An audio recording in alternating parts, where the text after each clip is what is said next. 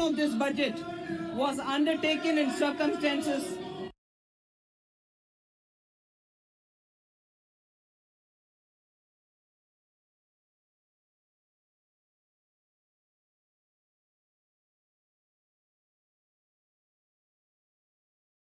unprecedented contraction.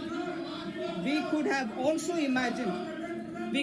have also imagined then that our people, as those in other countries, would have to endure the loss of near and dear ones and suffer hardships brought about due to a health crisis.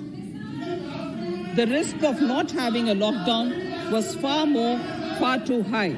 Within 48 hours of declaring a 3-week-long complete lockdown, the Prime Minister announced the Pradhan Mantri Garib Kalyan Yojana, valued at 2.76 lakh crores, that provided free food grain to 800 million people, free cooking gas for 80 million families for months, and cash directly to over 400 million farmers, women, elderly, the poor, and the needy.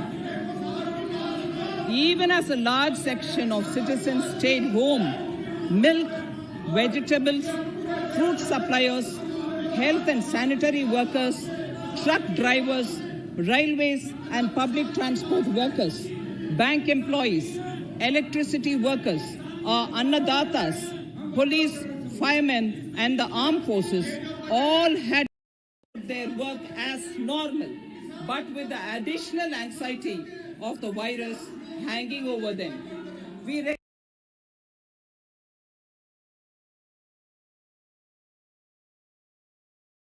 recognize this, and I think I speak on behalf of everybody in this august house when I express my heartfelt gratitude to these men and women for how they were able to carry out their work and duty to provide for the nation's basics over those crucial months.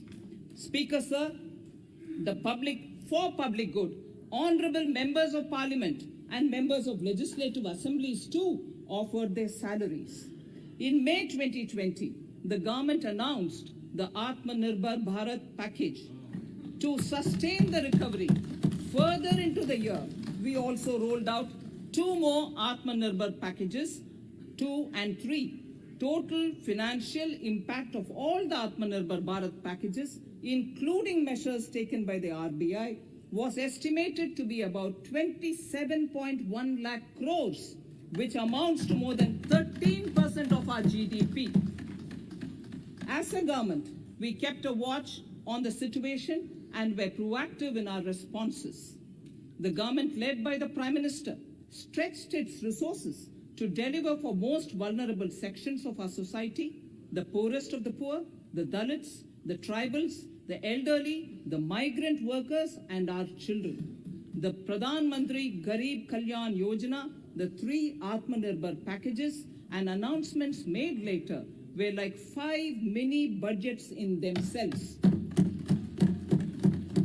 The Atmanirbhar packages accelerated our pace of structural reforms, redefinition of MSMEs, commercialization of the mining sector, agriculture and labor reforms, privatization of public sector undertakings, one nation, one ration card, production-linked incentive schemes are some of the notable reforms carried out during this period.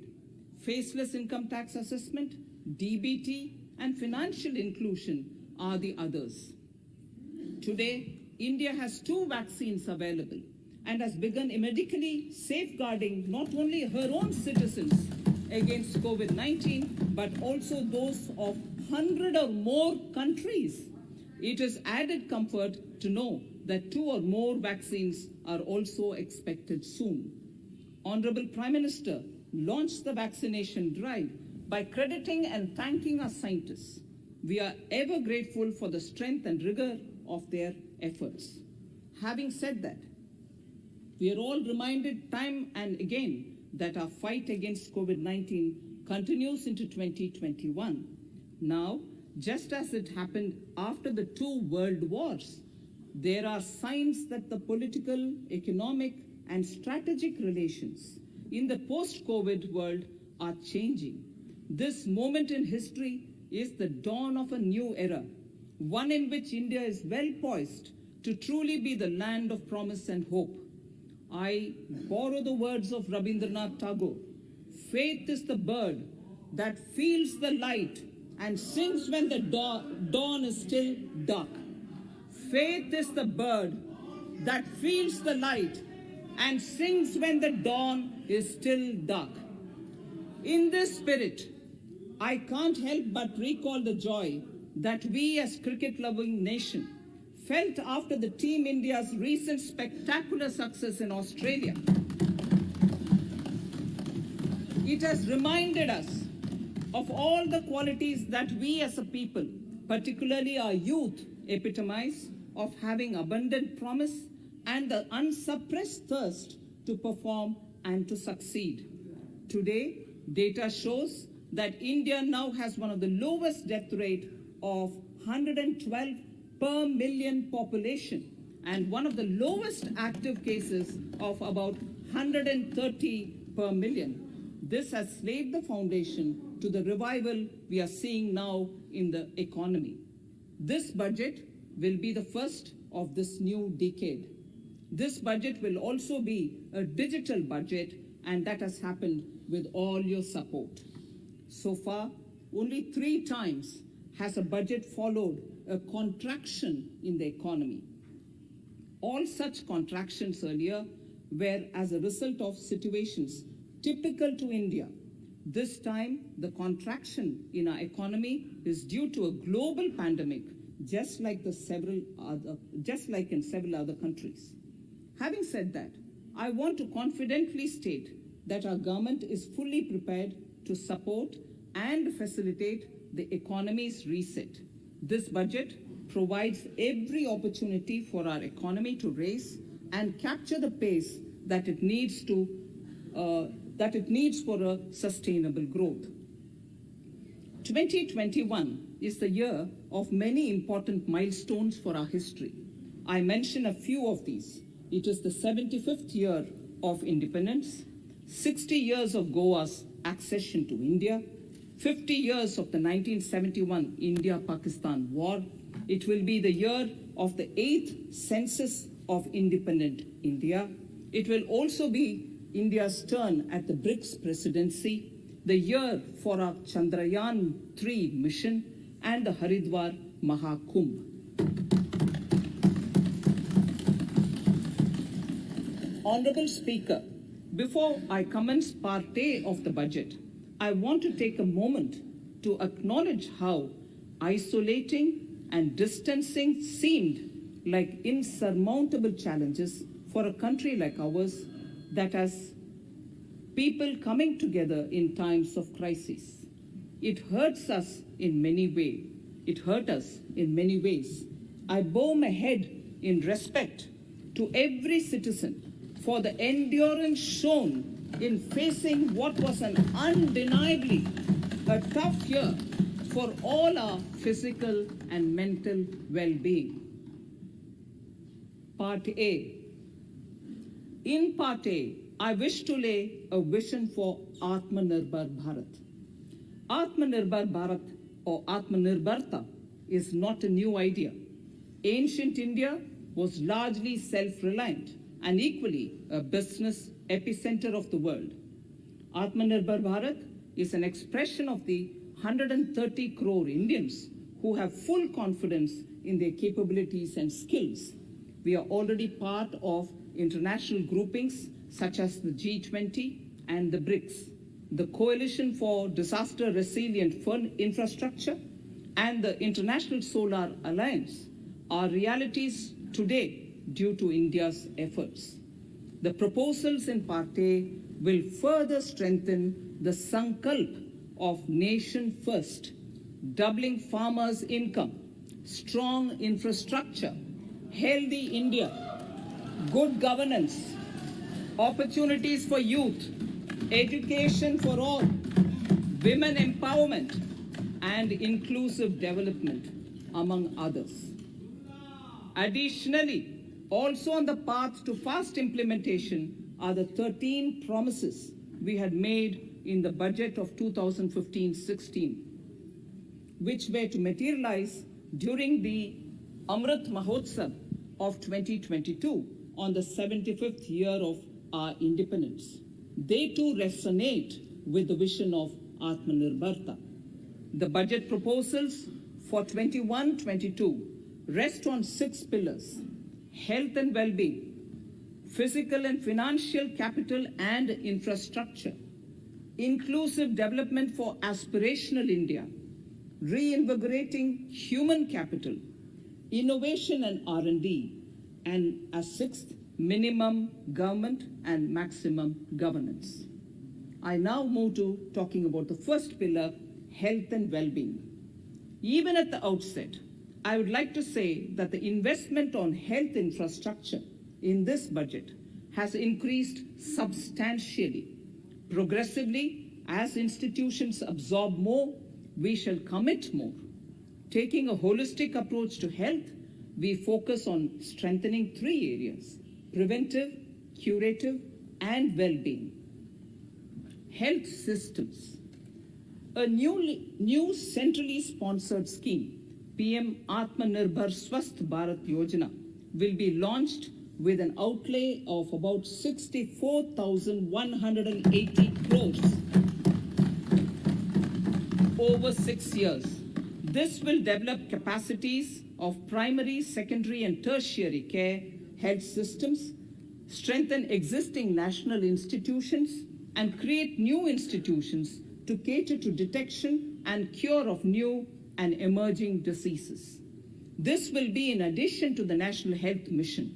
The main interventions under the scheme are support for over 17,000 rural and 11,000 urban health and wellness centers, setting up integrated public health labs in all districts, and 3,382 block public health units in 11 states, establishing critical care hospital blocks in 602 districts and 12 central institutions, strengthening of National Center for Disease Control, its 5 regional branches and 20 metropolitan health surveillance units, expansion of the integrated health information portal to all states and UTs to connect all public health labs, operationalization of 17 new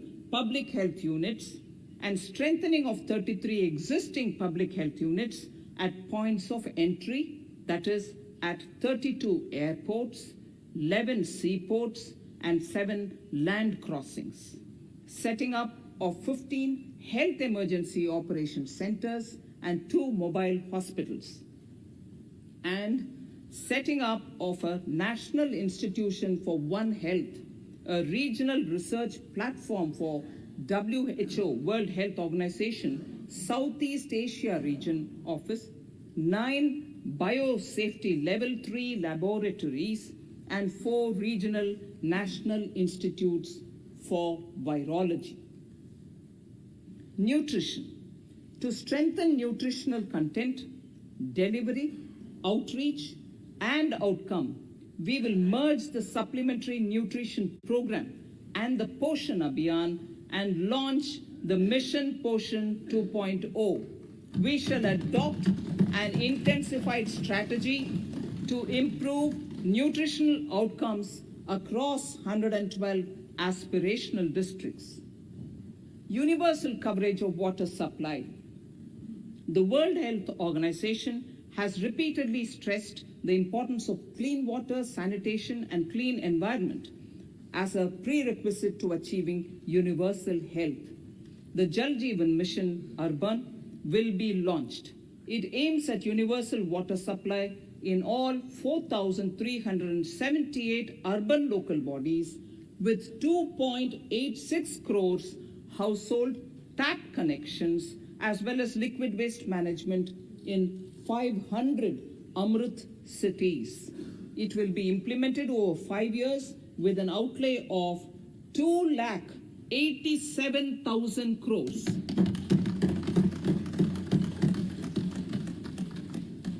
Swachh Bharat and Swasth Bharat.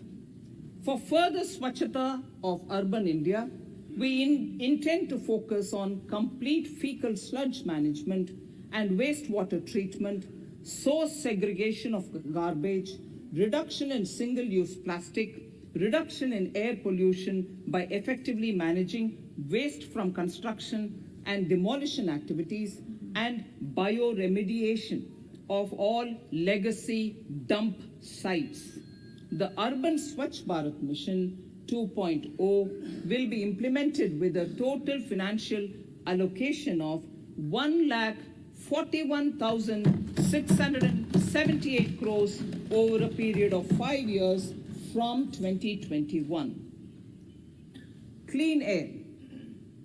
To tackle the burgeoning problem of air pollution, I propose to provide an amount of 2,217 crores of rupees for 42 urban centers with 1 million plus population in this budget. Scrapping policy. We are separately announcing, Honorable Speaker, a voluntary vehicle scrapping policy to phase out old and unfit vehicles. This will help in encouraging fuel-efficient, environment-friendly vehicles, thereby reducing vehicular pollution and oil import bills. Vehicles would undergo fitness tests in automated fitness centers after 20 years in case of personal vehicles and after 15 years in case of commercial vehicles. Details of the scheme will be separately shared by the ministry. Vaccines. The pneumococcal vaccine, a made-in-India product, is presently limited to only 5 states. It will be rolled out across the country. This will avert more than 50,000 child deaths annually. Honorable Speaker, I have provided 35,000 crores of rupees for COVID-19 vaccine in this year 21-22. I am committed to provide further funds if required.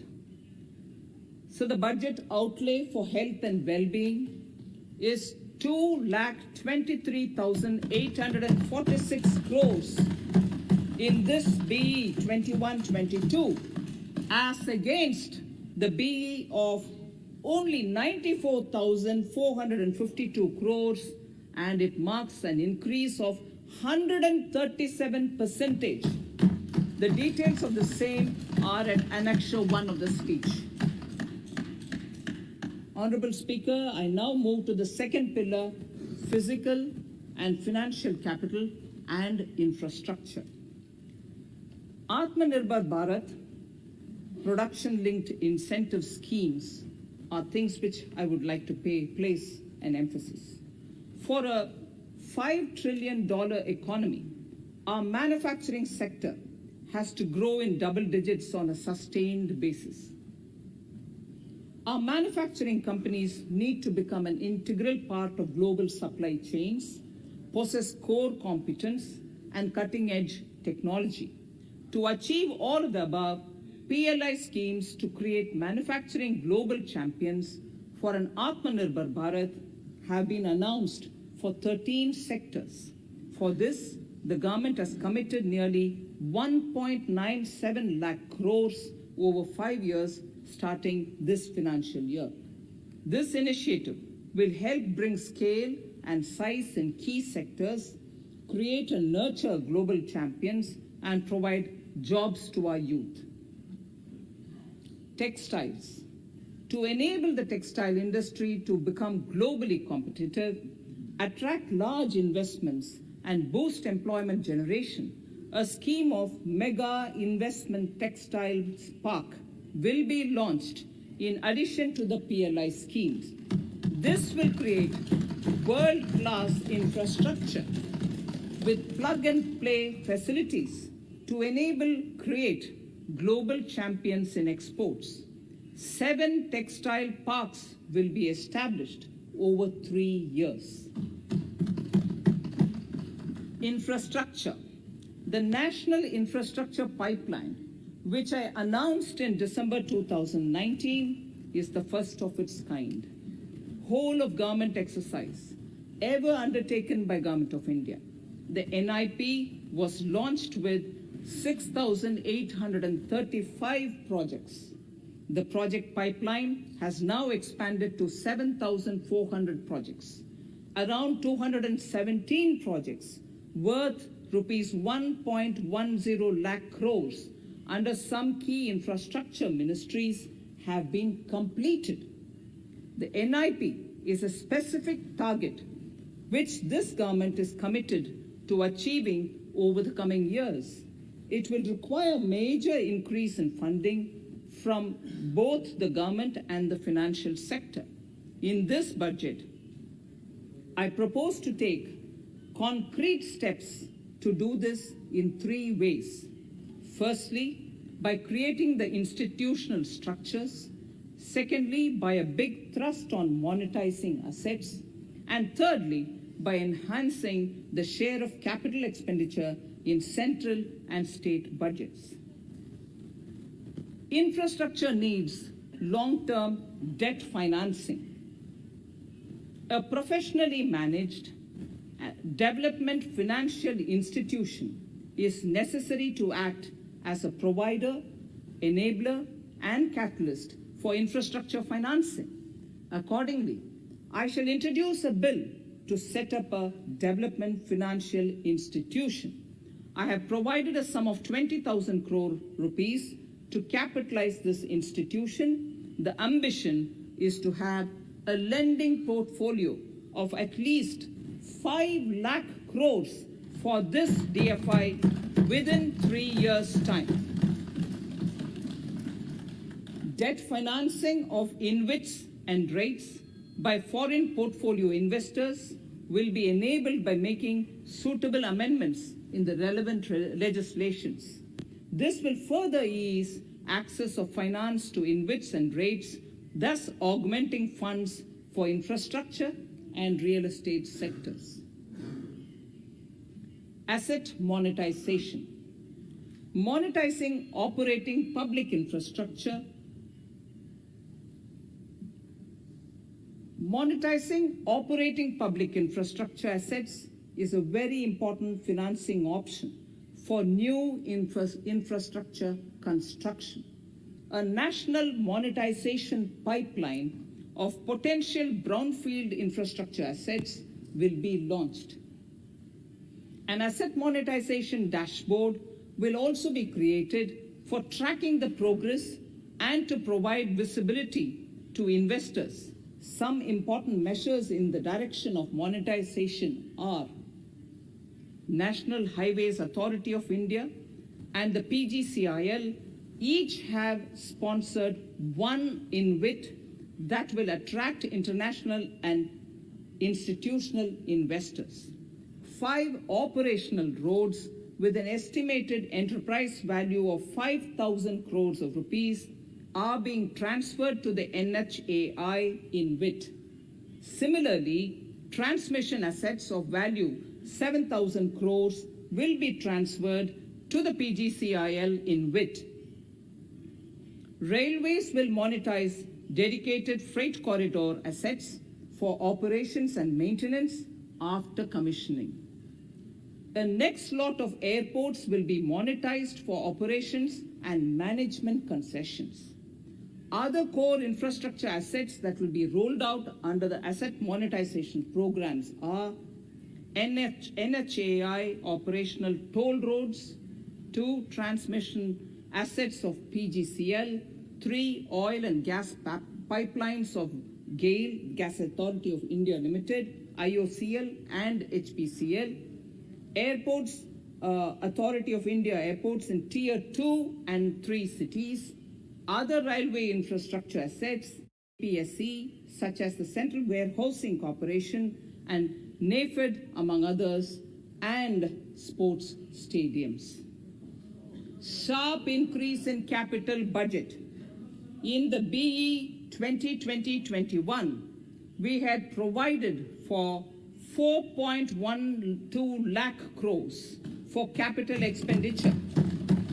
It was our effort that in spite of resource crunch, we should spend more on capital, and we are likely to end this year at around 4.39 lakh crores, which I have provided in the RE of 2020-2021. For 21-22, I propose a sharp increase in capital expenditure and thus have provided 5.54 lakh crores, which is 34.5% more than the BE of 2020-2021.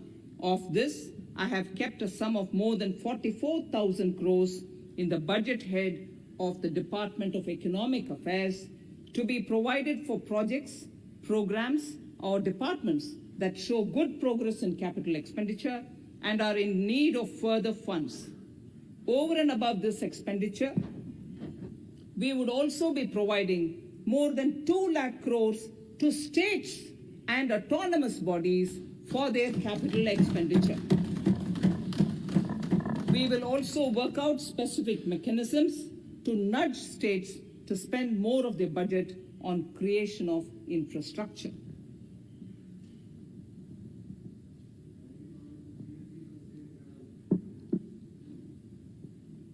Roads and highways infrastructure. More than 13,000 kilometer length of roads at a cost of 3.3 lakh crores has already been awarded under the 5.35 lakh crores Bharatmala Pariyojana project, of which 3,800 kilometers have been constructed. By March 2022, we would be awarding another 8,500 kilometers and complete an additional 11,000 kilometers of national highway corridors. To further augment road infrastructure, more economic corridors are also being planned. Some are 3,500 kilometers of national highway works in the state of Tamil Nadu at an investment of 1.03 lakh crores. These include Madurai-Kollam corridor, Chittoor-Tachur corridor, and construction will start next year. Second, 1,100 kilometers of national highway works in the state of Kerala at an investment of 65,000 crores, including 600 kilometer section of Mumbai-Kanyakumari corridor in Kerala. Third, 675 kilometer of highway works in the state of West Bengal at a cost of 25,000 crores, including upgradation of existing road Kolkata-Siliguri.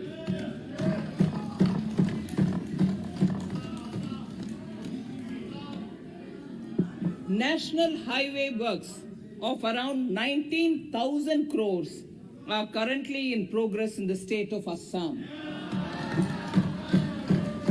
Further works of more than 34,000 crores covering more than 1,300 kilometers of national highways will be undertaken in the state in the coming 3 years.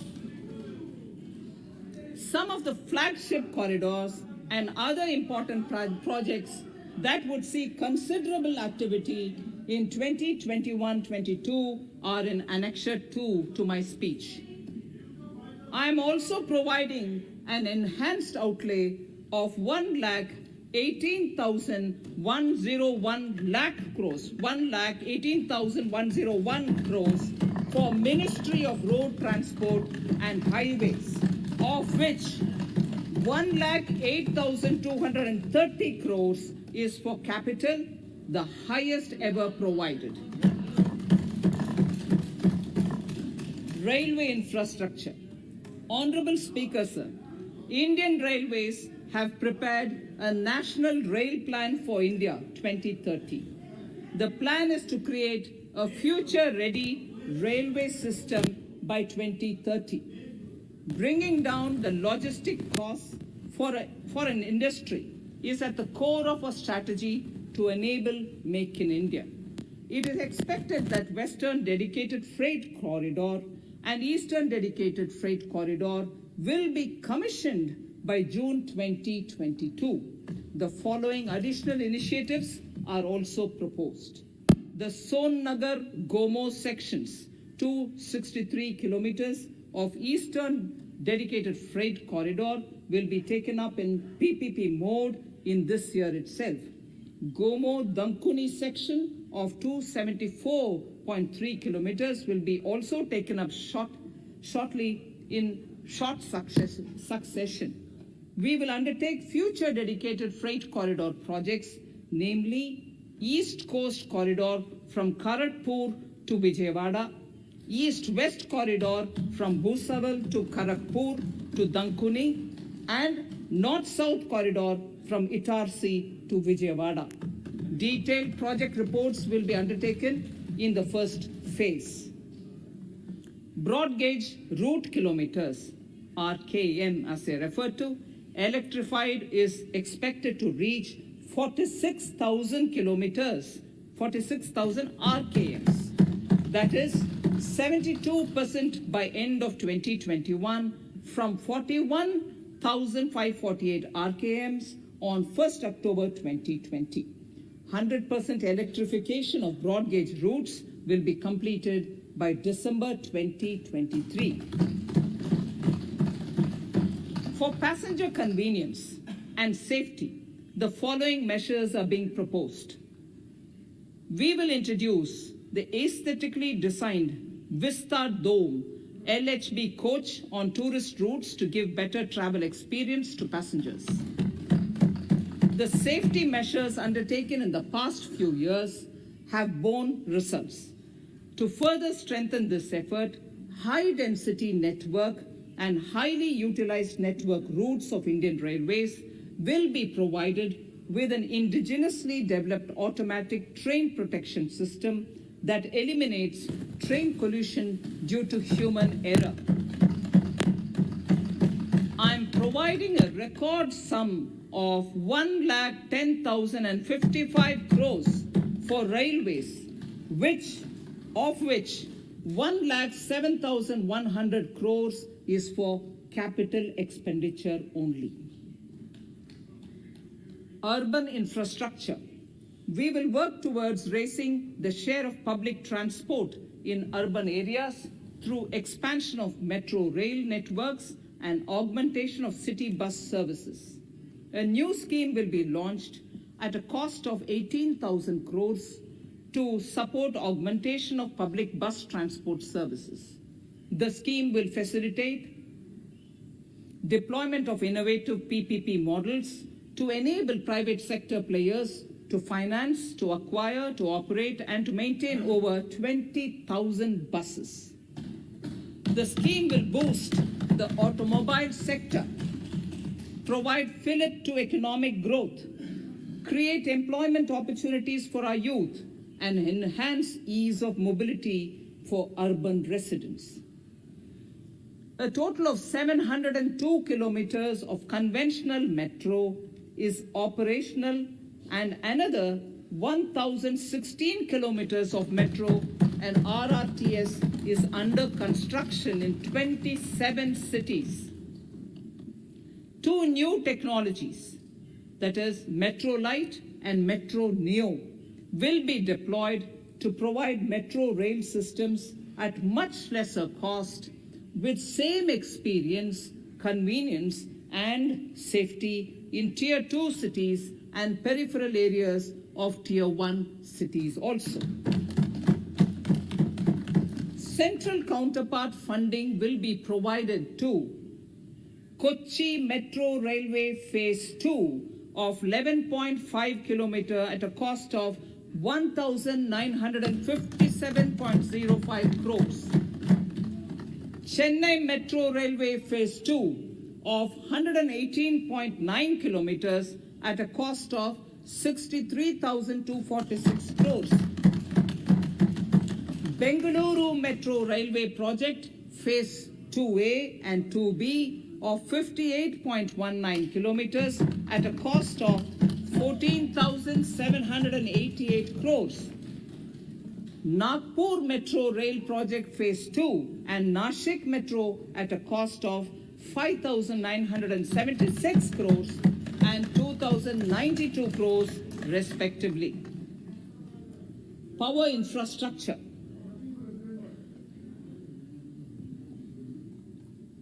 The past 6 years have seen a number of reforms and achievements in power sector.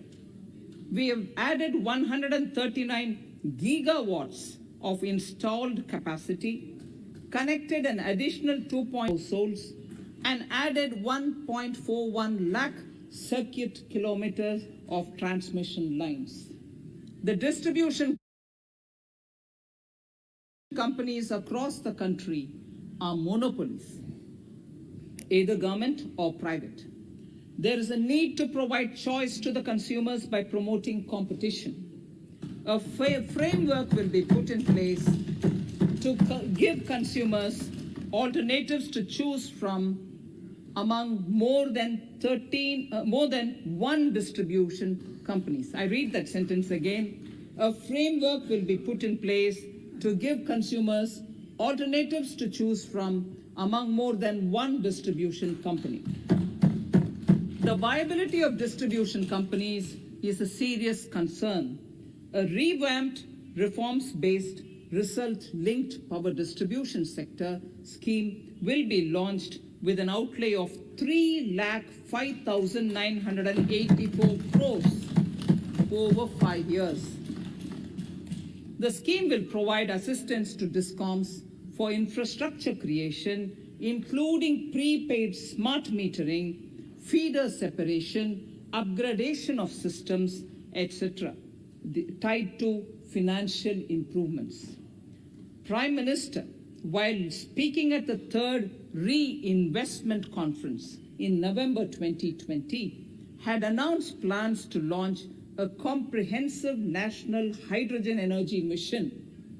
It is now proposed to launch a hydrogen energy mission in 2021-22 for generating hydrogen from green power sources.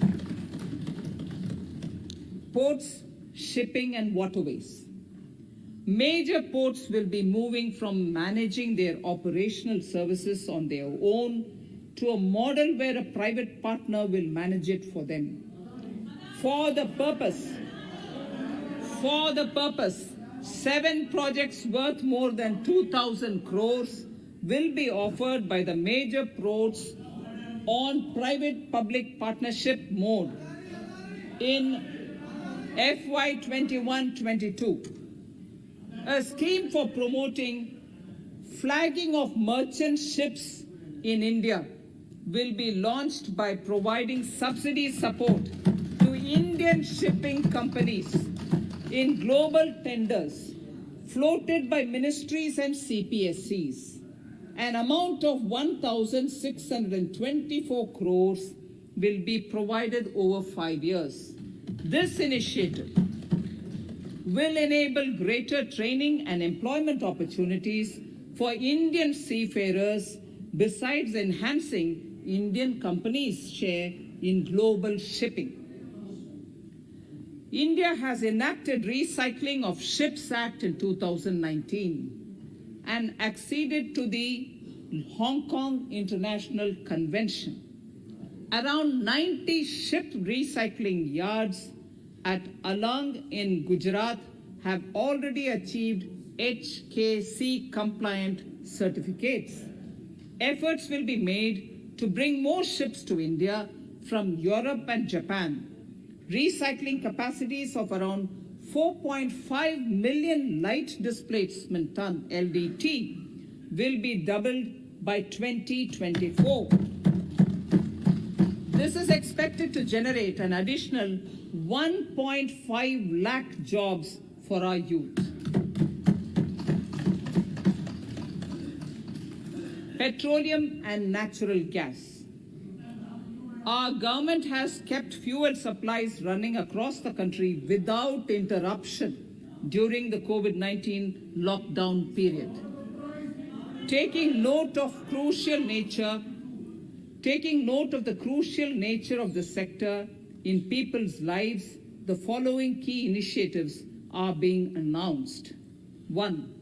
Ujjwala scheme, which has benefited 8 crore households, will be extended to cover 1 crore more beneficiaries.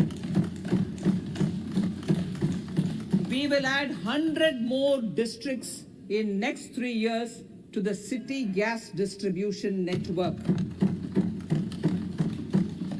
A gas pipeline project will be taken up in the Union Territory of Jammu and Kashmir. An independent gas transport system operator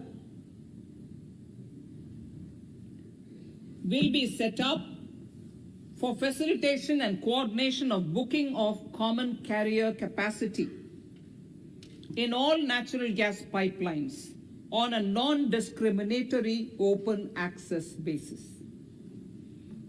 Financial capital. I propose to consolidate the provisions of the SEBI Act 1992, Depositories Act 1996, Securities Contracts Regulation Act 1956, and Government Securities Act 2007 into a rationalized single securities markets code. The government would support the development of a world-class fintech hub at the GIFT IFSC. To instill confidence amongst the participants in corporate bond market during times of stress and to generally enhance secondary market liquidity, it is proposed to create a permanent institutional framework. The proposed body would purchase investment-grade debt securities both in the stressed and normal times and help in the development of the bond market. In the budget 2018-19, government had announced its intent to establish a system of regulated gold exchanges in the country. For the purpose, SEBI will be notified as the regulator, and Warehousing Development and Regulatory Authority will be strengthened to set up a commodity market ecosystem arrangement, including vaulting, assaying, logistics, etc., in addition to warehousing. Towards investor protection, I propose to introduce an investor charter as a right of all financial investors across all financial products. To give a further boost to the non-conventional energy sector, I propose to provide additional capital infusion of 1,000 crores to Solar Energy Corporation of India and 1,500 crores to Indian Renewable Energy Development Agency. I propose to amend the Insurance Act 1938 to increase the permissible FDI limit from 49% to 74% in insurance companies and allow foreign ownership and control with safeguards. Under the new structure, the majority of directors on the board and key management persons would be resident Indians, with at least 50% of directors being independent directors and specified percentage of profits being retained as general reserve. Stressed asset resolution by setting up a new structure. The high level of provisioning by public sector banks of their stressed assets calls for a measure to clean up the bank books. An asset reconstruction company limited and asset management company would be set up to consolidate and take over the existing stressed debt and then manage and dispose of the assets to alternative investment funds and other potential investors for eventual value realization. Recapitalization of PA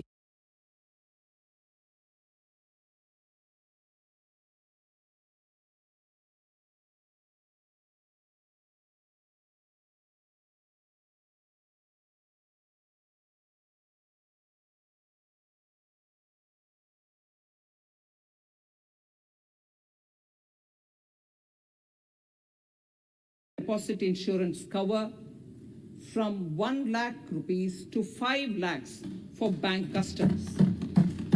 I shall be moving amendments to DICGC Act 1961 in this session itself to streamline the provision so that if a bank is temporarily unable to fulfill its obligations, the depositors of such bank can get easy and time-bound access to their deposits to the extent of the deposit insurance cover. This would help depositors of banks that are currently under stress. To improve credit discipline while continuing to protect the interest of small borrowers for NBFCs with minimum asset size of 100 crores, the minimum loan size eligible for debt recovery under the Securitization and Reconstruction of Financial Assets and Enforcement of Security Interests SARFAESI Act 2002, it is proposed to be reduced from the existing level of 50 lakhs to 20 lakhs. Company matters. The decriminalization of the procedural and technical compoundable offenses under Companies Act 2013 is now complete. I now propose to take up decriminalization of the Limited Liability Partnerships Act 2008. Honorable Speaker, I propose to revise the definition under the Companies Act 2013 for small companies by increasing the threshold for paid-up capital from not exceeding 50 lakh to not exceeding 2 crores and turnover from not exceeding 2 crores to not exceeding 20 crores. This will benefit more than 2 lakh companies in easing their compliance requirements. As a further measure which directly benefits startups and innovators, I propose to incentivize the incorporation of one-person companies by allowing one-person companies to grow without any restriction on paid-up capital and turnover, allowing their conversion into any other type of company at any time, reducing the residency limit for an Indian citizen to set up an one-person company from 182 days to 120 days, and allow also non-resident Indians to incorporate OPCs in India. This will be a big boost for startups. To ensure faster resolution of cases, the NCLT framework will be strengthened, e-court system shall be implemented, and alternate methods of debt resolution and special framework for MSMEs shall be introduced. During the coming fiscal, we will be launching data analytics, artificial intelligence, machine learning driven MCA 2.1 version to MCA 21 version 3.0. MCA 21 version 3.0. This version 3.0 will have additional modules for e-scrutiny, e-adjudication, e-consultation, and compliance management. Disinvestment and strategic sale. In spite of COVID-19, we have kept working towards strategic disinvestment. A number of transactions, namely BPCL, Air India, Shipping Corporation of India, Container Corporation of India, IDBI Bank, Bharat Earth Movers Limited, Pavan Hans, Neelachal Ispat Nigam Limited, among others, would be completed in 21-22. Other than IDBI Bank, we propose to take up the 2 public sector banks and 1 general insurance company in the year 21-22. This would require legislative amendments and I propose to introduce the amendments in this session itself. In 21-22, we would also bring the IPO of LIC, for which I am bringing the requisite amendments in this session itself. In the Atmanirbhar package, I had announced that we will come out with a policy of strategic disinvestment of public sector enterprises. I'm happy to inform the House that the government has the government has approved the said policy. The policy provides a clear roadmap for disinvestment in all non-strategic and strategic sectors. We have kept 4 areas that are strategic, where bare minimum CPSEs will be maintained and rest privatized. In the remaining sectors of all CPSEs will be privatized. The main highlights of the policy are mentioned in Annexure 3. To fast forward the disinvestment policy, I'm asking NITI to work out on the next list of center public sector companies that would be taken up for strategic disinvestment. To similarly incentivize states to take to disinvestment of their public sector companies, we will work out an incentive package of central funds to states. Idle assets will not contribute to Atmanirbhar Bharat. The non-core assets largely consist of surplus land with government ministries and departments and public sector enterprises. Monetizing of land can either be by way of direct sale or concession or by similar means. This requires special abilities, and for this purpose, I propose to use a special purpose vehicle in the form of a company that would carry out this activity. In order to ensure timely completion of closure of sick or loss-making CPSEs, we will introduce a revised mechanism that will ensure timely closure of such units. I have estimated 1,75,000 crores as receipts from disinvestment in BE 21-22.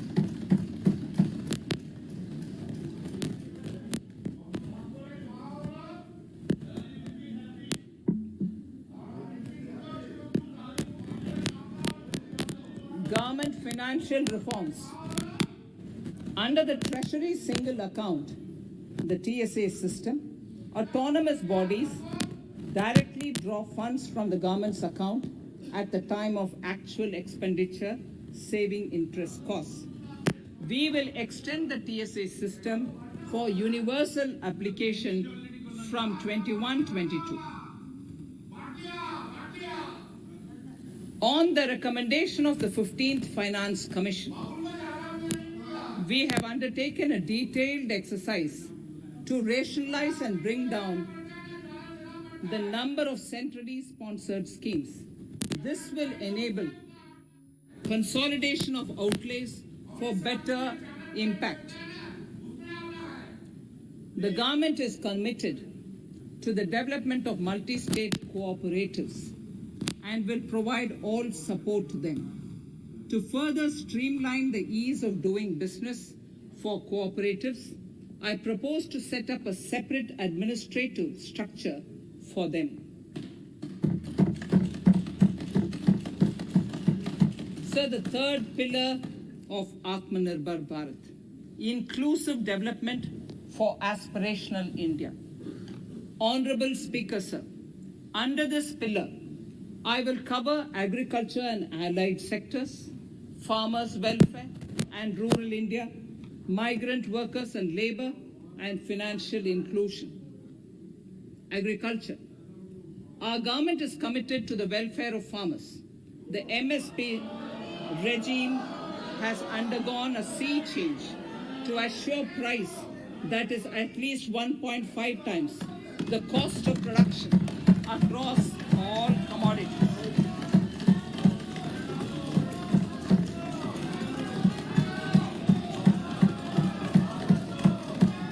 The procurement has also continued to increase at a steady pace. This has resulted in increase in payment to farmers substantially. In case of wheat, a total amount paid to farmers in 2013-14.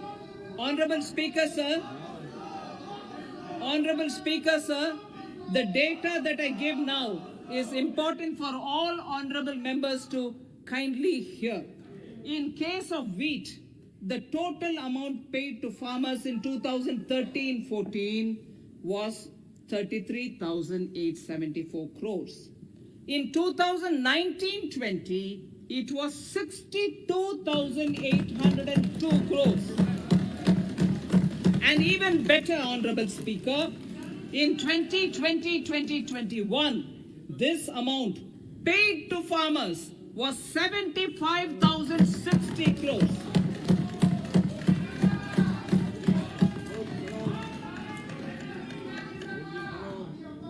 Honorable Speaker, again an important fact, the number of wheat growing farmers that were benefited increased in 2020-21 to 43.36 lakhs compared to 35.57 lakhs in 2019-20. That much of an increase within 1 year.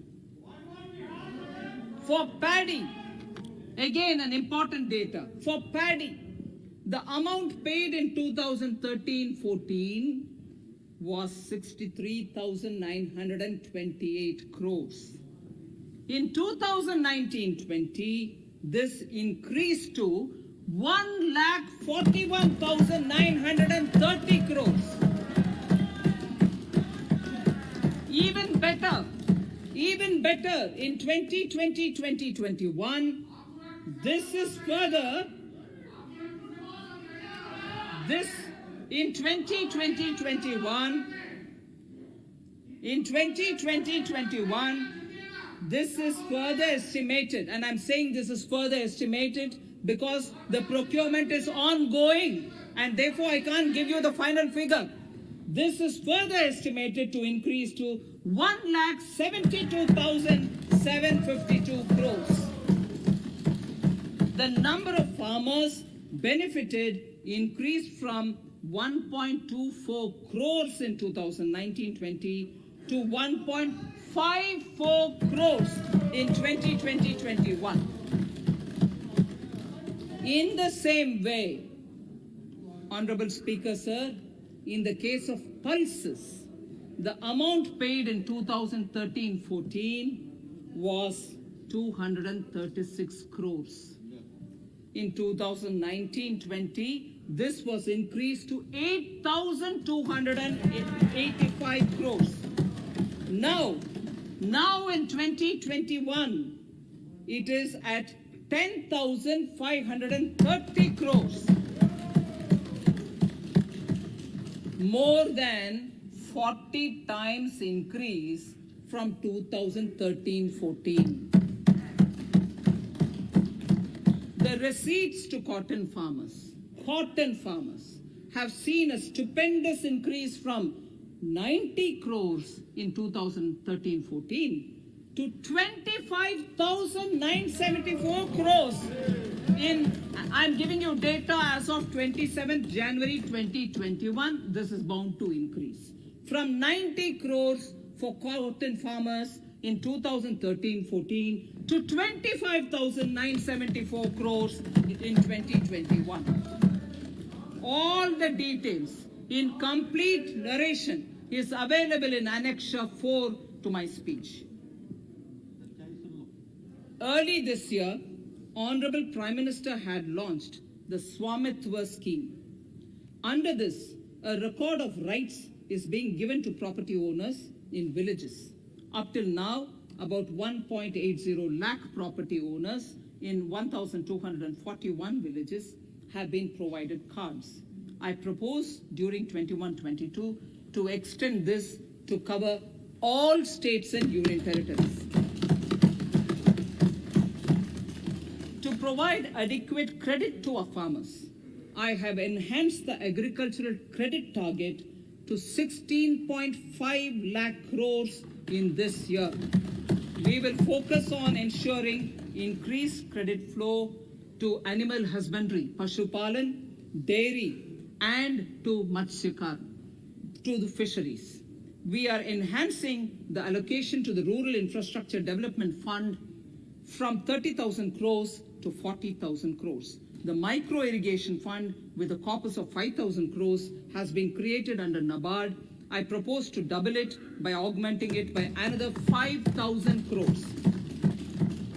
To boost value addition in agriculture and allied products and their exports, the scope of Operation Green Scheme that is presently applicable to only tomatoes, onions, and potatoes will be enlarged to include 22 perishable crops. Around 1.68 lakh crore farmers, around 1.68 crore farmers are registered, and 1.14 lakh crores of rupees trade value has been carried out through e-NAMs, the National Agricultural Market. Keeping in view the transparency and the competitiveness that e-NAM has brought into the agricultural market, 1,000 more mandis will be integrated with e-NAM.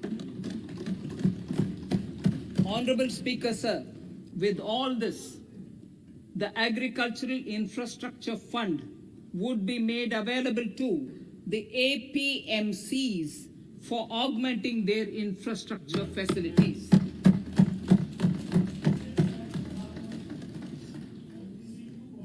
Fisheries. I'm proposing substantial investments in the development of modern fishing harbors and fish landing centers.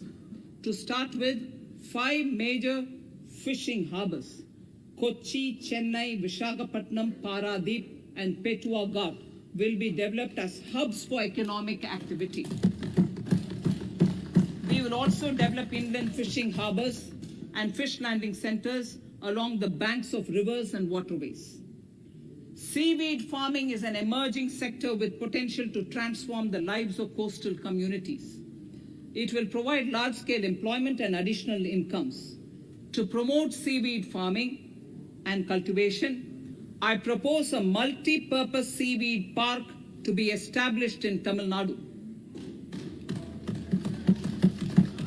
Migrant workers and laborers. We have launched the One Nation, One Ration Card scheme, through which beneficiaries can claim their rations anywhere in the country. Migrant workers in particular benefit from the scheme.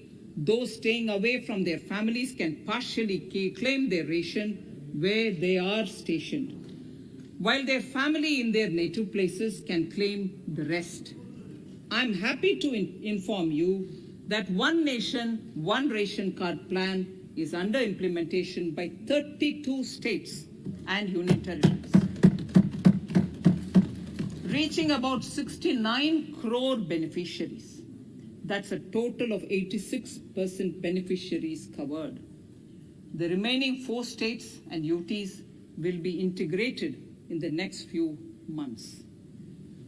To further extend our efforts towards the unorganized labor force, migrant workers in particular, I propose to launch a portal that will collect relevant information on gig workers, building and construction workers, among others.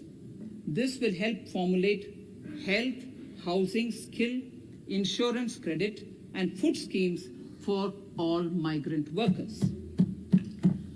We will conclude a process that began 20 years ago with the implementation of the 4 labor codes. For the first time globally, social security benefits will be extended to gig and platform workers.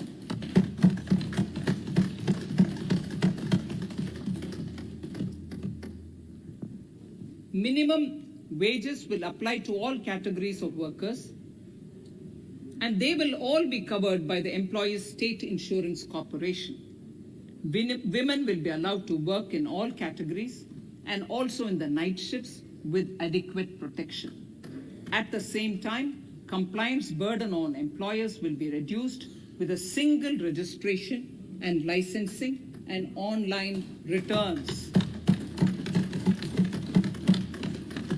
financial inclusion to further facilitate credit flow under the scheme of Stand Up India for the scheduled castes and scheduled tribes and also women. I propose to reduce the margin money requirement from 25% to 15% only, and to also include loans for activities in allied sectors, in allied activities in agriculture. We have taken a number of steps to support the MSME sector.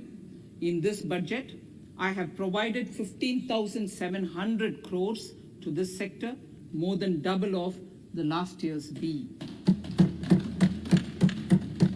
Honorable Speaker, sir, I now go to the fourth pillar, reinvigorating human capital. The national education policy announced recently has had good reception. In school education, more than 15,000 schools will be qualitatively strengthened to include all components of the national education policy. They shall emerge as exemplar schools in their regions, hand-holding and mentoring other schools to achieve the ideals of policy. 100 new Sainik schools will be set up in partnership with NGOs, private schools, and states. Higher education. In Budget 2019-20, I had mentioned about the setting up of a higher education commission in India. We would be introducing the legislation this year to implement the same. It will be an umbrella body having 4 separate vehicles for standard setting, accreditation, regulation, and funding. Many of our cities have various institutions, universities, and colleges supported by the Government of India. Hyderabad, for example, has about 40 major institutions. In 9 such cities, we will create a formal umbrella structure so that these institutions can have better synergy while also retaining their internal autonomy. A glue grant will be set aside for this purpose. For accessible higher education in Ladakh, I propose to set up a central university in Leh.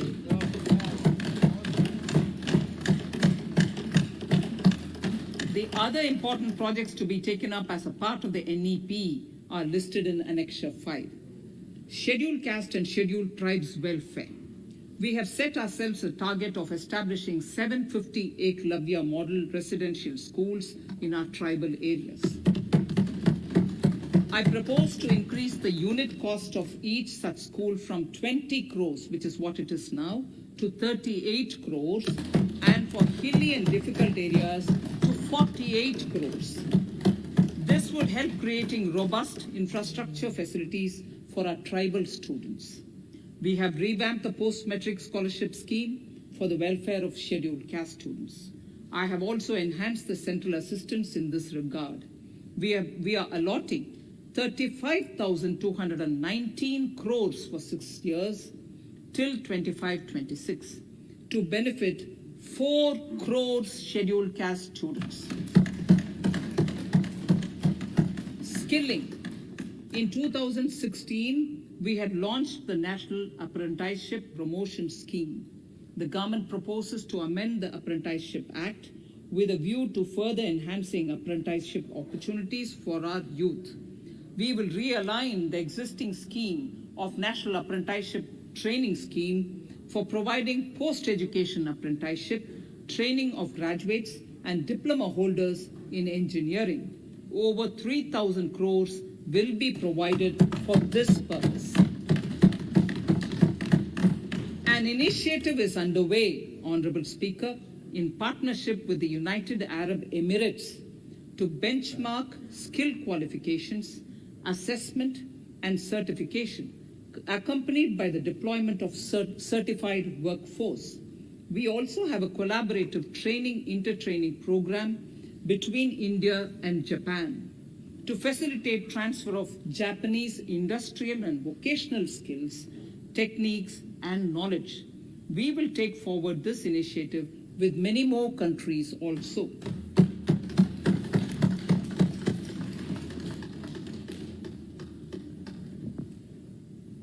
innovation and R&D.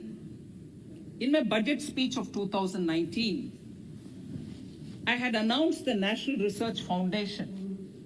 We have now worked out the modalities, and the NRF outlay will be of 50,000 crores over 5 years.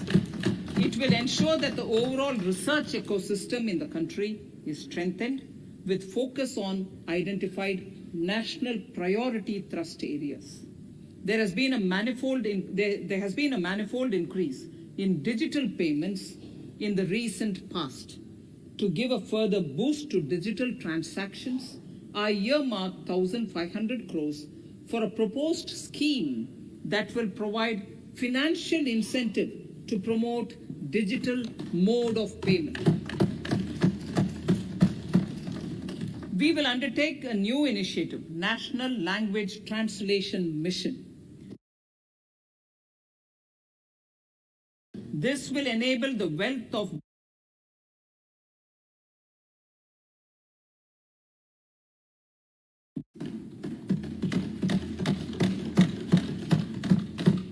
the new Space India Limited, a PSU, under the Department of Space, will execute the PSLV CS-51 launch, carrying the Amazonia satellite from Brazil, along with a few smaller Indian satellites.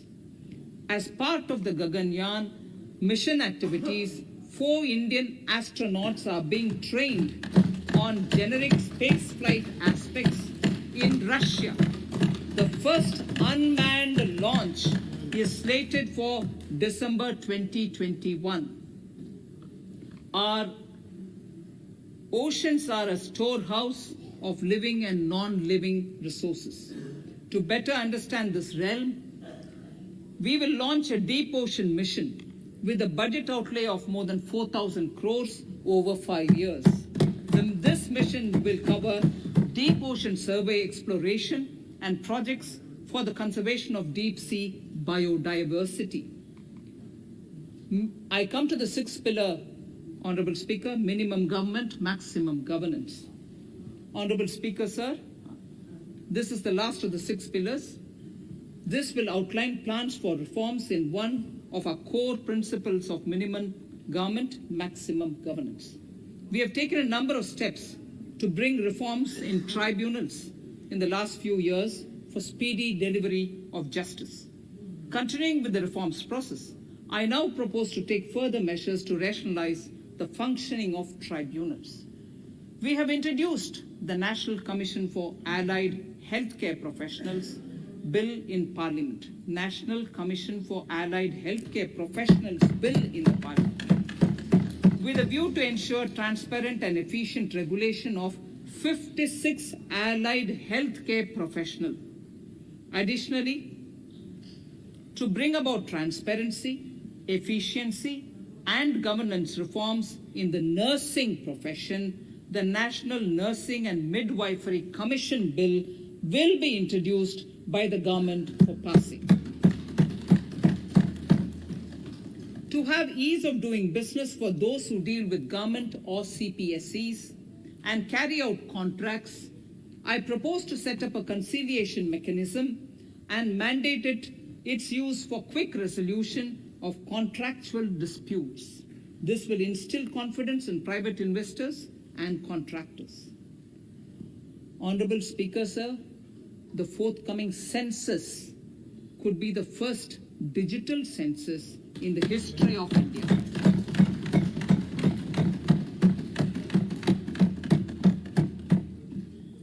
For this monumental milestone marking task, I have allocated 3,700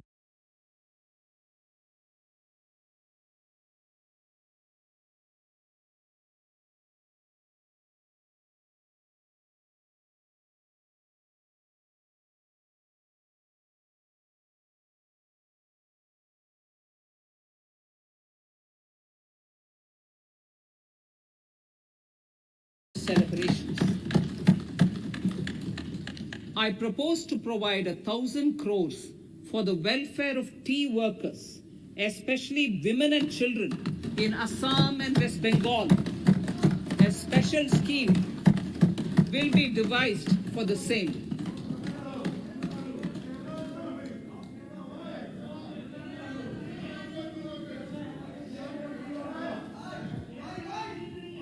Fiscal position. Fiscal position. In these last few paragraphs of part A of my speech, I draw the attention of this august House to the fact that at the beginning of the current financial year, the pandemic's impact on the economy resulted in a weak revenue inflow. This was combined with high expenditure to provide essential relief to vulnerable sections of the society, especially the poor, the women, scheduled castes, and scheduled tribes. Unlike many other countries, we opted for a series of medium-sized packages during the pandemic so that we could calibrate and target our response according to the evolving situation. Once the health situation stabilized and the lockdown was being slowly lifted, we switched to ramping up government spending so as to revive domestic demand. As a result, against an original BE expenditure of 30.42 lakh crores for 2020-21, our RE estimates are 34.50 lakhs. 30.42 now within the year going up to 34.5 lakh crores. We have maintained quality of expenditure. The capital expenditure estimated in the RE is 4.39 lakh crores as against 4.12 lakh crores in the BE stage. So the beginning of the year, we had marked only 4.12 lakh, whereas it is 4.39 lakh crores as we end the year. Fiscal deficit in RE 2020-2021 is pegged at 9.5% of the GDP. Fiscal deficit in RE 2020 to 2021 is pegged at 9.5% of GDP. We have funded this through government borrowings, multilateral borrowings, small saving funds, and short-term borrowings. We would need another 80,000 crores, for which we would be approaching the market in these 2 months. We would be needing another 80,000 crores for which we would be approaching the markets in these 2 months. To ensure that the economy is given the required push, our BE estimates for expenditure in 21-22 are 34.83 lakh crores. This includes 5.54 lakh crores as capital expenditure, an increase of 34.5% over the BE figure of 2020-2021. The fiscal deficit in BE 21-22 is estimated to be 6.8% of the GDP. The gross borrowing from the market for the next year would be around 12 lakh crores. We plan to continue with our path of fiscal consolidation and intend to reach the fiscal deficit level below 4.5% of the GDP by 2025-2026, with a fairly steady decline over the period. We hope to achieve the consolidation by first increasing the buoyancy of tax revenue through improved compliance, and secondly, by increased receipts from monetization of assets, including public sector enterprises and land.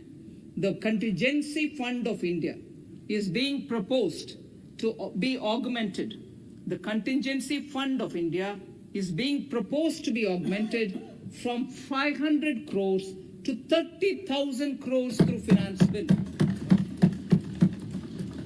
In accordance with the views of the 15th Finance Commission, we are allowing a normal ceiling of net borrowing for the states at 4% of GSDP for the year 21-22. A portion of the ceiling will be earmarked to be spent on incremental capital expenditure. Additional borrowing ceiling of 0.5% of the GSDP will also be provided subject to conditions. States will be expected to reach a fiscal deficit of 3% of GSDP by 2023-24 as recommended by the 15th Finance Commission. In the July 2019-20 budget, I introduced the Statement 27 on extra budgetary resources. It disclosed the borrowings of the government agencies that went towards funding Government of India schemes and whose repayment burden was on the government. In my 2020-21 budget, I enhanced the scope and coverage of that statement by including the loans provided by government to the FCI, the Food Corporation of India. Taking a step further in this direction, I propose to discontinue the NSSF loan to FCI for food subsidy, and accordingly, budget provisions have been made in RE 2020-21 and in the BE 2021-22. The extra budgetary resource details are at Annexure 6. We know that the Frbm Act mandates fiscal deficit of 3% of GDP to be achieved by 31st March 2020-2021. The effect of this year's unforeseen and unprecedented circumstances has necessitated the submission of a deviation statement under Sections 4 of Subclause 5 and Section 7, Subclause 3b of the Frbm Act, which I'm laying on the table of the House as part of the Frbm documents. Towards achieving central government fiscal deficit along the broad path that I have already indicated, I will be introducing an amendment to the Frbm Act. Honorable Speaker, on the 9th of December 2020, the 15th Finance Commission submitted its final report covering the period 2021 to 2026 to the Rashtrapati Ji. The government has laid the Commission's report along with the explanatory memorandum in the Parliament, retaining the vertical shares of the states at 41%. We recognize our commitment to fiscal federalism and propose, therefore, to adhere to this recommendation. Jammu and Kashmir in the 14th Finance Commission was entitled to get devolution being a state. Now the funds of the UTs of Jammu Kashmir and Ladakh would be provided by the centre. I have also provided on the Commission's recommendation 1,18,452 crores as revenue deficit grant to 17 states in 21-22 as against 74,340 crores to 14 states in 2020-21. Honorable Speaker, I would now move to Part B of my speech.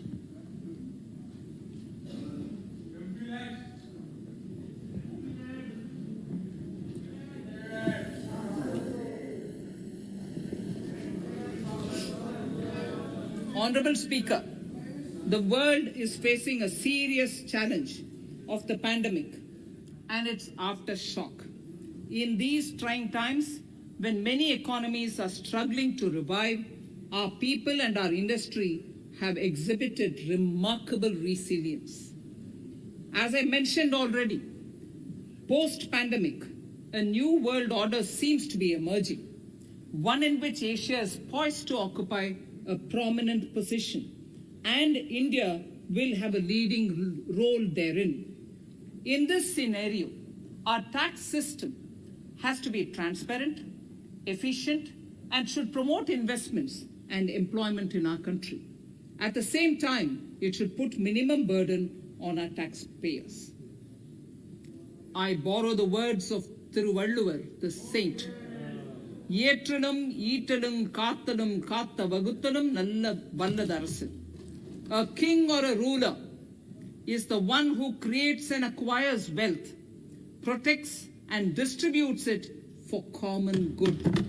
Tirukkural. Direct tax proposals. Keeping this in mind, the words of Tirukkural, our government introduced a series of reforms in the direct tax system for the benefit of our taxpayers and economy. Few months prior to the pandemic, in order to attract investments, we slashed our corporate tax rate to make it among the lowest in the world. The dividend distribution tax too was abolished. The burden of taxation on small taxpayers was eased by increasing rebates. In 2020, the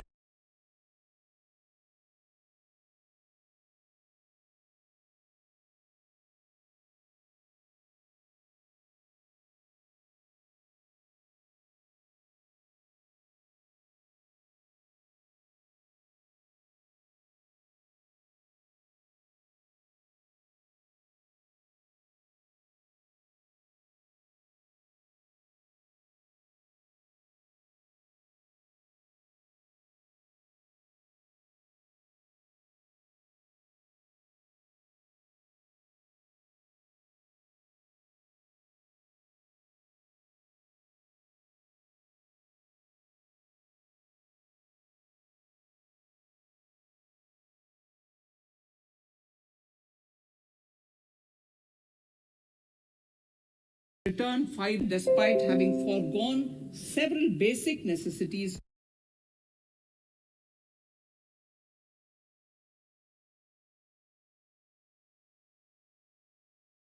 their own have.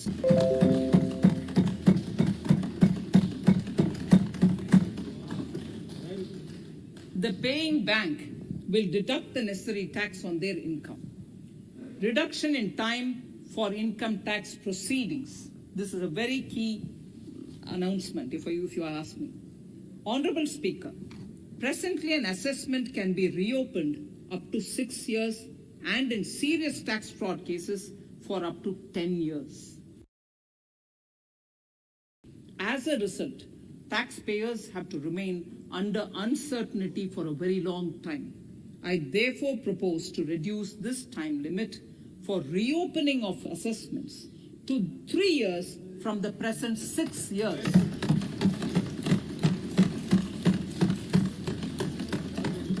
In serious tax evasion cases too, only where there is evidence of concealment of income of 50 lakh or more in a year. In serious tax evasion cases too, only where there is evidence of concealment of income of 50 lakh or more in a year can the assessment be reopened up to 10 years. Even this reopening can be done only after the approval of the Principal Chief Commissioner, the highest level of Income Tax Department. Setting up the Dispute Resolution Committee. Honorable Speaker, it has been the resolve of this government to reduce litigation which mars the present taxation system. The government came out with the Direct Taxation Vivad Se Vishwas scheme to give taxpayers an opportunity to settle long-pending disputes and be relieved to further strain on their time and resources. The response from taxpayers has been the best ever, as over 110,000 taxpayers have already opted to settle tax disputes of over 85,000 crores under the scheme. To further reduce litigation for small taxpayers, I propose to constitute a dispute resolution committee for them, which will be faceless to ensure efficiency, transparency, and accountability. Anyone with a taxable income up to 50 lakh and disputed income up to 10 lakh shall be eligible to approach the committee. Faceless IT-AT.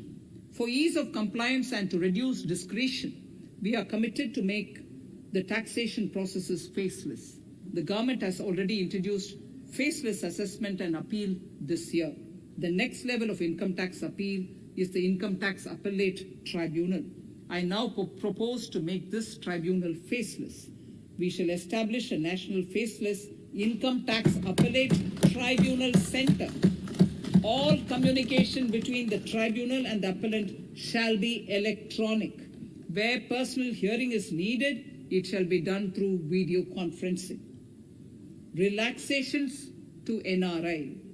When non-resident Indians return to India, they have issues with respect to their accrued incomes in their foreign retirement accounts. This is usually due to mismatch in taxation period. They also face difficulties in getting credit for Indian taxes in foreign jurisdictions. I propose to notify rules for removing their hardship of double taxation. Exemption from audit. Currently, if your turnover exceeds 1 crore, you have to get your accounts audited. In February 2020 budget, I had increased the limit for tax audit to 5 crores for those who carry out 95% of their transactions digitally. To further incentivize digital transactions and to reduce compliance burden, I propose to increase this limit for tax audit for such persons from 5 crores to 10 crores. Relief for dividend.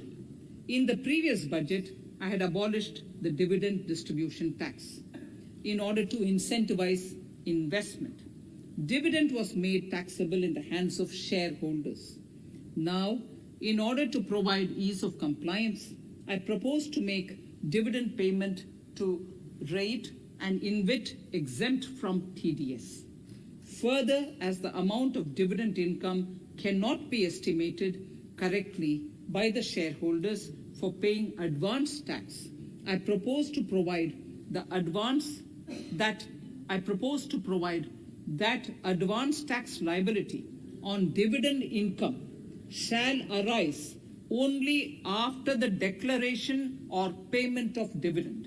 Also, for the foreign portfolio investors, I propose to enable deduction of tax on dividend income at lower treaty rate. Attracting foreign investment into infrastructure sector. In the last budget, for attracting foreign investment in the infrastructure sector, we had granted 100% tax exemption, subject to certain conditions, to foreign sovereign wealth funds and pension funds on their income from investment in Indian infrastructure. We have noticed that few of such funds are facing difficulties in meeting some of the conditions. In order to ensure that a large number of funds invest in India, I propose to relax some of these conditions relating to prohibition on private funding, restriction on commercial activities, and direct investment in infrastructure. In order to allow funding of infrastructure by issue of zero coupon bonds, I propose to make notified infrastructure debt funds eligible to raise funds by issuing tax-efficient zero coupon bonds. Affordable housing. Affordable housing and rental housing.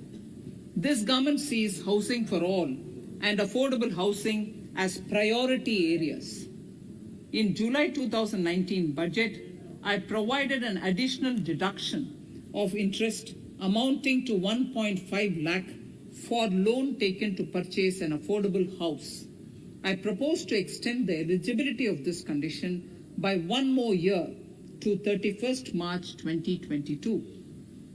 The additional deduction of 1.5 lakh shall therefore be available for loans taken up to 31st March 2022 for the purchase of affordable houses.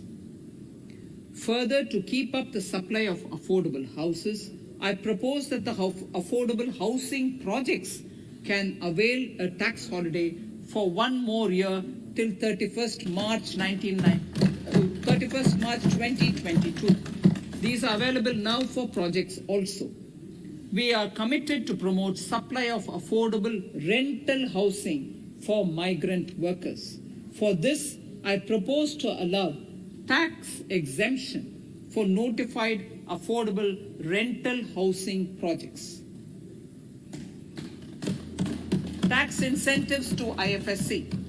As I mentioned in Part A of this speech, the government is committed to making the International Financial Services Center in GIFT City a global financial hub. In addition to the tax incentives already provided, I propose to include, among others, tax holiday for capital gains for aircraft leasing companies, tax exemption for aircraft lease rentals paid to foreign lessors, tax incentive for relocating foreign funds in the IFSC, and to allow tax exemption to the investment division of foreign banks located in the IFSC. Pre-filling of returns. Honorable Speaker, in order to ease compliance for the taxpayer, details of salary income, tax payments, TDS, etc., already come pre-filled in income tax returns. To further ease filing of returns, details of capital gains from listed securities, dividend income, and interest from banks, post office, etc., will also be now pre-filled. Relief to small trusts. We hope to reduce compliance burden on small charitable trusts running educational institutions and hospitals. So far, there is a blanket exemption to such entities whose annual receipt does not exceed 1 crore of rupees. I now propose to increase this amount to 5 crores. Labor welfare. We have noticed that some employers deduct the contribution of employees toward provident funds, superannuation funds, and other social security funds, but do not deposit these contributions within the specified time. For these employees, this means a loss of interest or income. In cases where an employer later becomes financially unviable, non-deposit results in a permanent loss for the employees. In order to ensure that employees' contributions are deposited on time, I reiterate that the late deposit of employees' contribution by the employer will not be allowed as deduction to the employer.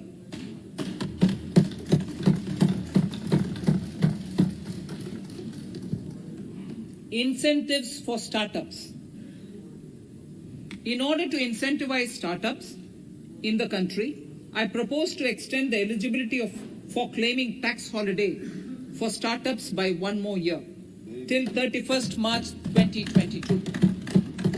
Further, in order to incentivize funding for the startups, I propose to extend the capital gains exemption for investment in startups by 1 more year till 31st March 2022. Sir, I now come to indirect tax proposals, GST. Before I come to my indirect tax proposals, I would like to appraise the House on GST. The GST is now 4 years old, and we have taken several measures to further simplify it. Some of the measures include nil return through SMS, quarterly return and monthly payment for small taxpayers, electronic invoice system, validated input tax statements, pre-filled editable GST return, and staggering of returns filing. The capacity of GSTN system has also been enhanced. We have also deployed deep analytics and artificial intelligence to identify tax evaders and fake billers and launched special drives against them. The results speak for themselves. We have made record collections in the last few months. The GST Council has painstakingly thrashed out thorny issues. As chairperson to the Council, I want to assure this House that we shall take every possible measure to smoothen the GST further and to remove anomalies such as inverted duty structure. Custom duty rationalization. Our custom duty policy should have the twin objective of promoting domestic manufacturing and helping India get on to global value chain and export better. The thrust now has to be on easy access to raw materials and exports of value-added products. Towards this, last year, we started overhauling the customs duty structure, eliminating 80 outdated exemptions. I also thank everyone who responded overwhelmingly to a crowdsourcing call for suggestions on this revamp. I now propose to review more than 400 old exemptions this year. I repeat, I now propose to review more than 400 old exemptions this year. We will conduct this through extensive consultations, and from 1st October 2021, we will put in place a revised customs duty structure free of distortions. I also propose that any new customs duty exemptions, therefore, henceforth will have validity up to 31st March following 2 years from the date of the issue. Electronic and mobile phone industry. Domestic electronic manufacturing has grown rapidly. We are now exporting items like mobiles and chargers. For greater domestic value addition, we are withdrawing a few exemptions on part of chargers and sub-parts of mobiles. Further, some parts of mobiles will move from nil rate to a moderate 2.5%. Iron and steel. MSMEs and other user industries have been severely hit by a recent sharp rise in iron and steel prices. Therefore, we are reducing customs duty uniformly to 7.5% on semis, flats, and long products of non-alloy, alloy, and stainless steels. To provide relief to metal recyclers, mostly MSMEs, I am exempting duty on steel scrap for a period up to 31st March 2022. Further, I am also revoking ADD and CVD on certain steel products. Also, to provide relief to copper recyclers, I am reducing duty on copper scrap from 5% to 2.5%. Textiles. The textile sector generates employment and contributes significantly to the economy. There is a need to rationalize duties on raw material inputs to man-made textiles. We are now bringing nylon chain on par with polyester and other man-made fibers. We are uniformly reducing the BCD rates on caprolactam nylon chips,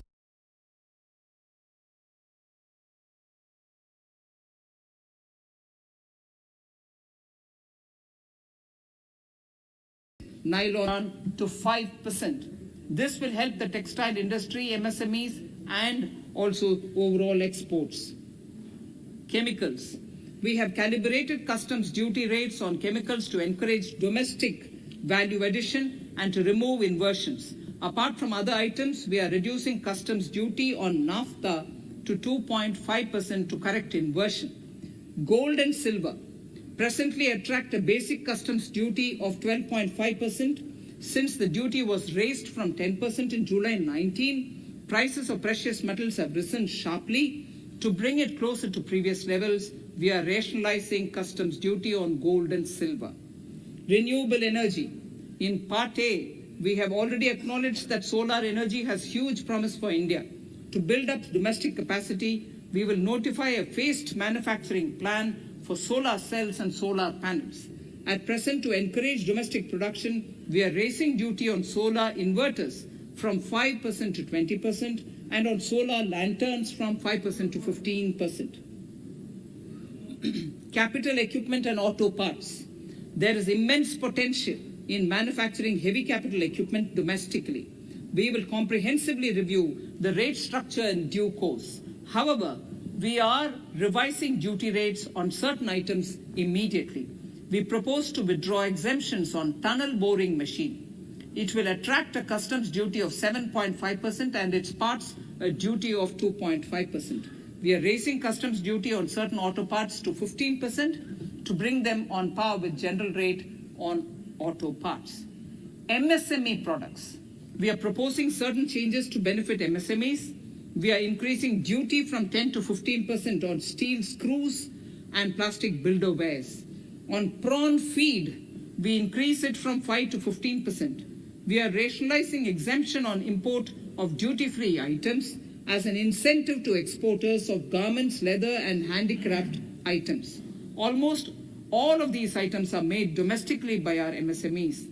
We are withdrawing exemption on imports of certain kinds of leathers as they are domestically produced in good quantity and quality, mostly by MSMEs. We are also raising customs duty on finished synthetic gemstones to encourage domestic processing. Agriculture products to benefit farmers. We are raising customs duty on cotton from nil to 10%, on raw silk and silk yarn from 10 to 15%. We are also withdrawing end-use based concession on denatured ethyl alcohol. Currently, rates are being uniformly calibrated to 15% on items like maize, bran, rice bran, oil cake, and animal feed additives. There is an immediate need to improve agricultural infrastructure so that we produce more while also conserving and processing agricultural output efficiently. This will ensure enhanced remuneration for our farmers. To earmark resources for this purpose, I propose an agricultural infrastructure and development cess on a small number of items. However, while I'm applying this cess, we have taken care not to put additional burden on consumers on most items. Rationalization of procedures and easing of compliance. For their judicious application, we propose certain changes in the provisioning related to ADD, anti-dumping duty, and CVD, countervailing duty levies. To complete customs investigation, we are prescribing definite timelines. In 2020, we rolled out the Turant Customs Initiative, which brought in faceless, paperless, and contactless customs measures. With effect from September 2020, we have implemented a new procedure for administration of rules of origin. This has helped in putting a check on misuse of FTAs. The specific details of direct and indirect tax changes proposed are listed in the annexure to my speech. Honorable Speaker, sir, with these words, I commend the budget to this august House. Thank you.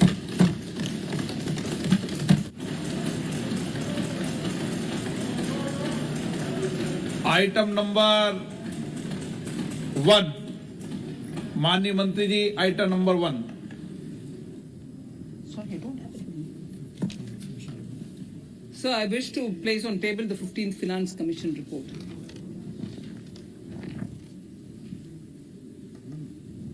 Item number 3, माननीय मंत्री जी. So I wish to lay on the table the following statements under Section 3(1) of the Fiscal Responsibility and Budget Management Act 2003, the medium-term fiscal policy fiscal policy strategy statement and macroeconomic framework statement.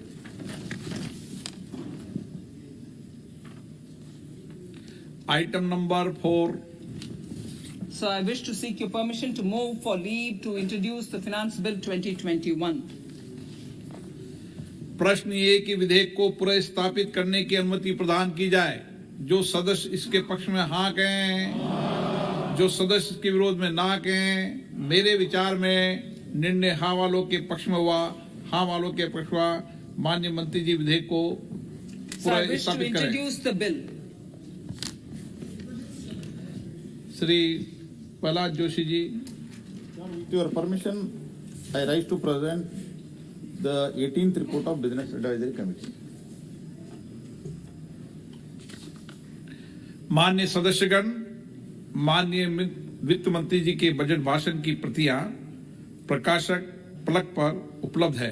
सदस्य अपनी प्रति प्रकाशन फलक से प्राप्त कर सकते हैं।